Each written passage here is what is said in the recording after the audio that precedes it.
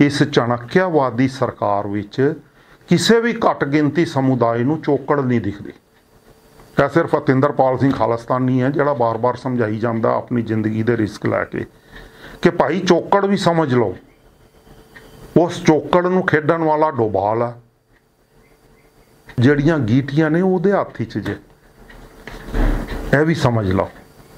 डोभाल ने ही सिमरनजीत सिंह मान नूं रिहा कराया सी, डोभाल ने ही जसवीर सिंह रोडे ते 5 सिंह साहबानां नूं रिहा करवाया सी। अगलियां नीतियां की होणगियां? इस साजिश चों वो सिख काकस राही पंजाब विच जून महीने विच एक बहुत वड्डी खेड खेडी जाएगी। सिख डायस्पोरा दा माइंड चाहे ऑनलाइन इकट्ठा किया जाए चाहे किसी एक थां ते इकट्ठा किया जाए, एक नवी डोभाल वाली चौकड़ चों फिर कह रहे हैं एक नवी पेशकारी आएगी। हुण आ पेशकारी किवें आंदी जे ते क्यों आंदी है? इसदी एक निक्की जी दो रिकॉर्डिंग, एक नहीं 2 रिकॉर्डिंग छोटी अनाम हिंदू परसन दियां इंटरनेट तो कढ़ के सिखां प्रति ਜਿਹੜੇ ਕਹਿੰਦੇ ने ना महाराष्ट्र ਦੇ एक ਥਾਂ ਦੀ ਤੇ फलाने ਥਾਂ ਦੀ, मैं कथित तौर पर नहीं कहता हुंदा, मैं नाम ही नहीं लैंदा हुंदा। पहला सुन लो फिर तुहाडे नाल अगली गल करना, शायद तुहानू समझ आ जाए। अब पिछले 8 साल में क्या हुआ, हमने फिर से जो नैरेटिव का जो पावर है, रिलीजियन का जो पावर है, सैक्रेड बिलीफ्स का जो पावर है, उनको हमने, उनका जो महत्व है उनको फिर से हम रियलाइज करना चालू कर दिया। तो हमें उसी तरीके से ठंडे दिमाग से उनको, उनका आइडेंटिटी ही हम उनसे छीन लेना चाहिए। कैसे छीन लेंगे ये हम पहले बोल चुके हैं कि कैसे छीन लेना चाहिए। अब दूसरी बात क्या है, तो बहुत सारे हमारे पास इंपॉर्टेंट आर्टिकल्स है, इंफॉर्मेशन है, उस इंफॉर्मेशन को हमें अब वेपनाइज करना चाहिए। उनको हम उनके ही गेम से अच्छे तरीके से डिस्ट्रॉय कर सकते हैं। सिर्फ हमें थोड़ा पढ़ना पड़ेगा और पढ़ के वो सब जो इंफॉर्मेशन है वो एग्रेसिवली पूरा सोसाइटी में फैलाना चाहिए।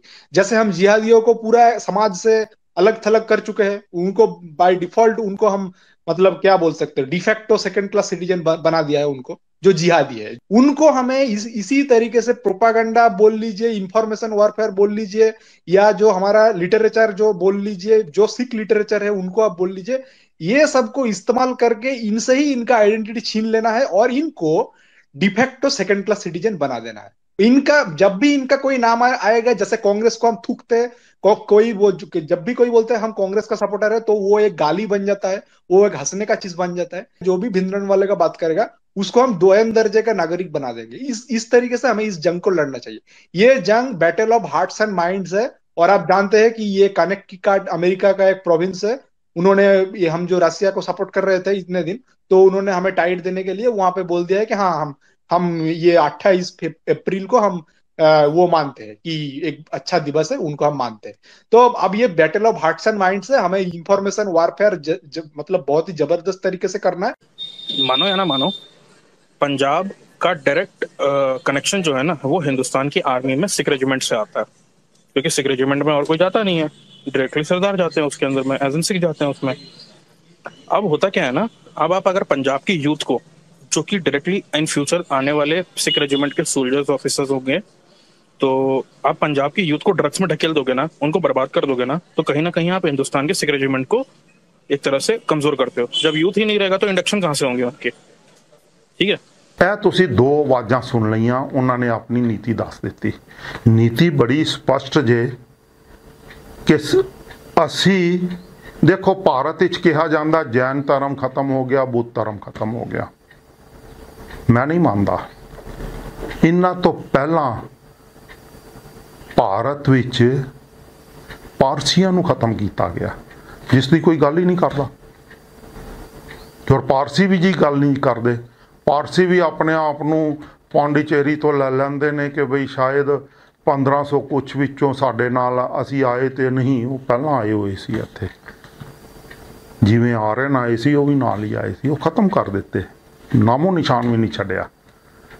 जैनी ते बोधियां दा बाद विच नंबर आया तो हुण नंबर जे सिखां दा। क्योंकि घट गिनतियां असी मुट्ठी मातरा ਜਿਹੜੇ इस्लामिक ने उन्हां दे नाल बड़े देश खड़े ने, गुआंढ विच भी सज्जे खब्बे 2 देश खड़े ने। उन्हां ते हथ पाउण दी नीति वखरी है ते तुहाडे ते हथ पाउण दी नीति तुहानूं मैं सुना दित्ती किहड़ी है। वो नीति बड़ी पंजाबी च भी तुहानूं दस दिंदा, बड़ी स्पष्ट जे कि सिखां विचों ही अजिहे अनसर तैयार करो ਜਿਹੜੇ सिख धर्म ਦੇ ਉੱਤੇ ਅਟੈਕ ਕਰਨ ਤੇ सिख मनोबिरती ਦੇ ਉੱਤੇ ਅਟੈਕ ਕਰਨ, सिख सिद्धांत ਨੂੰ ਨਸ਼ਟ ਕਰਨ, सिख संकल्प ਨੂੰ ਨਸ਼ਟ ਕਰਨ, सिख गुरु ਸਾਹਿਬਾਨ ਤੇ किंतु ਕਰਨ, गुरबाणी ते गुरु गोबिंद सिंह गुरु नानक पातशाह जी ते किंतु ਕਰਨ। ਹੁਣ सिख ਤੇ ਸਿੱਖਾਂ ਰਾਹੀਂ ਹੀ ਸਿੱਖਾਂ ਨੂੰ ਖਤਮ ਕਰਵਾ ਦਿੱਤਾ ਜਾਏ। ਬ੍ਰਾਹਮਣੀਕਲ ਦਿਮਾਗ ਚਾਣक्य सरकार बिल्कुल मुक्त रहे।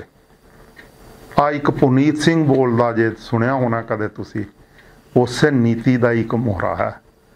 चौकड़ वालियां ने छड्डिया होया, शतरंज सिखां राहीं खड़वाई जा रही है। चाहे शतरंज का एक मोहरा सरदार प्रकाश सिंह बादल बने तो दूसरा मोहरा चाहे टीम का सिख काकस वाले बनन, चाहे सिमरनजीत सिंह मान बने, चाहे दलजीत सिंह बिट्टू बने, जां उस दे नाल समर्थन रखन वाले होर बंदे बनन। आउण वाला तुहाडा भविख इन्हां राहीं चौकड़ खेडण वालियां दे जरिए शतरंज दियां चालां नाल खत्म करवाया जाण वाला जे ये गर्भ विच डैन दी गर्भ विच ये पल रहा है। बड़े स्पष्ट नाम लैके कह रहा मैं तुहानूं, जून महीने ही समागम होएगा जी, अगलियां नीतियां तय होणगियां ते उदों तक अमृतपाल सिंह ते उसकी टीम नूं डिब्रूगढ़ च अगली चौकड़ की नीति लई तैयार किया जाएगा। सिमरनजीत सिंह मान तां जो टारगेट दिता सी संघर्ष फेल करा गया, खत्म करा गया, मिट्टी च मिला गया। कहांदा वो खालिस्तानी है, अज तक खालिस्तान के नाँ ते एक इलैक्शन नहीं लड़ी उसने। मैं ही दसिया सी सब तो पहला कि उहदा नाना की सी, ते मैं ही दसिया सब तो पहला कि उसका लकड़दादा पितामह बुद्ध सिंह सिख राज नाल गद्दारी करन वाला उसका पितामह सी बुद्ध सिंह, जिन्हें महाराजा रणजीत सिंह दे राज नूं डुबोण वास्ते अंग्रेज़ां दे नाल मिल के सिख फौजां ते हमला कीता सी, जिस दी एवज च उहनूं जगीरां मिलियां सी, किला हरनाम सिंह उसरिया सी। तुसी यकीन नहीं करते, तुसी कहंदे हो पता नहीं उन्होंने कर दिता ते हुण इहदा की कसूर हैगा। कसूर जीनस दा हुंदा जे। गुरु नानक पातशाह जी वाले जिहड़े पांदे ने ब्राह्मण ने गुरु नानक पातशाह जी का विरोध किया सी, वो तो हुण नहीं रहा ना। मुद्दा तो जीनस का ही है ना। राम राइये तो नहीं रहे ना, प्रिथी चंदीए तो नहीं रहे ना, मुद्दा तो जीनस का ही है ना जी। जे बादलों का तुसी विरोध करते हो कि इन्हें खूहां च पानी इन्हों के खानदाना ने मिलवाया, केस भी चलिया, तो फिर क्यों विरोध करते हो? जे सिमरनजीत सिंह मान नूं तुसी सारी सहूलत, बिट्टू वर्गियां नूं सारी सहूलत देना चाहते हो, इन्हां दे ते खुद जाति तौर पर मैं जानदा, कथित तौर पर हुण सारे मुकर जाते हैं। मनजिंदर सिंह ईसी पेश होया, नाल 3 बंदे पेश होए, बिट्टू भी ते आदे साथी भी। वो कहंदा, मैं नहीं कहंदा, हुण वो मुकर जाए तो दसो मैं की कह सकदा। कुकी सुकी भी सी, उस ते केस चले, इन्हां ते ना बैंक डकैती का केस चलिया, ना इन्हां ते राडो अडवो अगवा करन दा केस चलिया, ना इन्हां तो पैसा रिकवर करवाया गया, ना उस पैसे नाल जो चीज़ इन्हां ने बिजनेस अदारे खड़े किए वो जब्त किए गए। तो किते ना कुछ तो चौकड़ की खेड खेडी गई ना जी, वो फिर खेडी जानी है। मेरियां गल्लां चुभदियां ने पर यह सच आ, क्योंकि मैं कौम लई और करदा रहांगा। बड़ी स्पष्ट गल जे।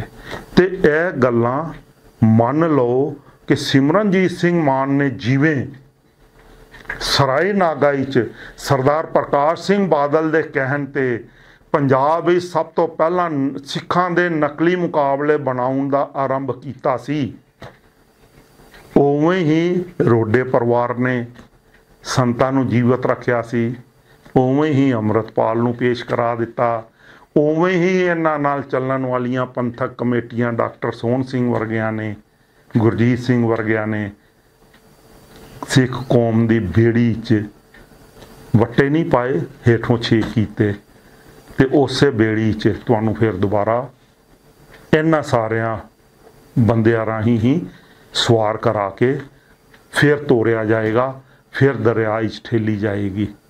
ਬਚਣਾ ਚਾਹੁੰਦੇ ਹੋ ਤੇ ਬਚ ਜਾਇਆ ਜੇ।